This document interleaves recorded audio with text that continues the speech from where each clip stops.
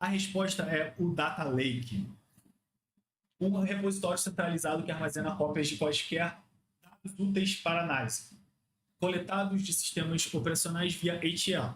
A diferença para o Data Warehouse é que o Data Lake contém arquivos sem impor um formato ou um modelo específico. Arquivos podem ser registrados de bancos, podem ser registros de bancos de dados em formato como Avro ou Park. Aqui ele vai falar sobre isso, aqui é bem interessante também, porque se você entende os tipos de dados, peraí,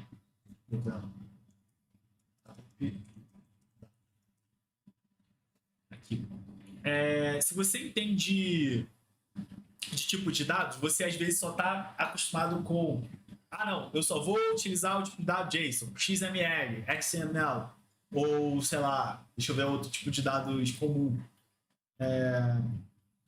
Eu acho que basicamente a gente só pensa nisso. Mas existem várias formas de a gente trafegar dados de forma eficiente, tá? E aqui ele vai falando sobre outros tipos de dados. Isso aqui é extremamente interessante. Extremamente interessante. Então, a gente vai falando sobre Park, por exemplo, e você, como um tomador de decisão, você precisa saber qual é o tipo de informação trafegada que você vai precisar repassar para ter uma consistência desses dados, por exemplo. Nesse caso, poderia ser um parque, poderia ser, por exemplo, deixa eu ver aqui, o árvore. Poderia ser o árvore, por exemplo.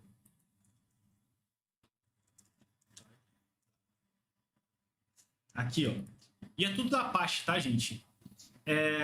E aqui é muito interessante porque assim, a gente tem vários problemas com JSON, com XML, e poderíamos ter vários problemas também. Então, com várias formas de você resolver esses problemas, você precisa ter. Novamente, vocês não precisam ter bagagem, experiência gigantesca. Vocês precisam saber que existem essas ferramentas e como vocês usariam essas ferramentas.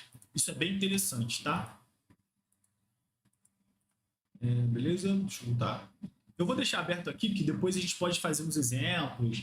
No final do capítulo, ele traz várias diferenças, é muito legal esse ponto também dele, que a gente pode trabalhar. Mas no capítulo 5 ele volta e a gente mata essas informações ali.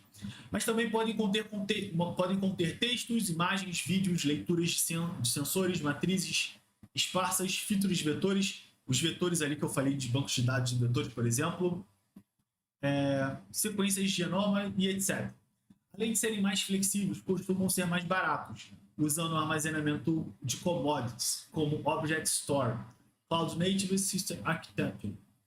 O ETL evoluiu para Data Pipelines, e em alguns casos, o Data Lake tornou-se uma etapa intermediária entre sistemas operacionais e Data Warehouse.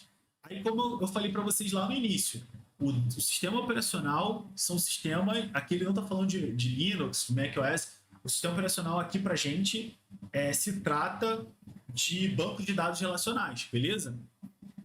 Ou melhor, não bancos de dados relacionais, bancos de dados que a gente está fazendo transações de leitura e escrita. O Data Lake armazena dados em formato bruto, sem transformação para que o esquema relacional do Data Warehouse.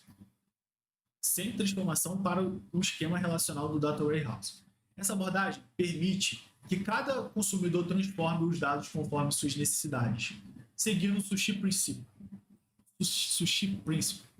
do Sushi.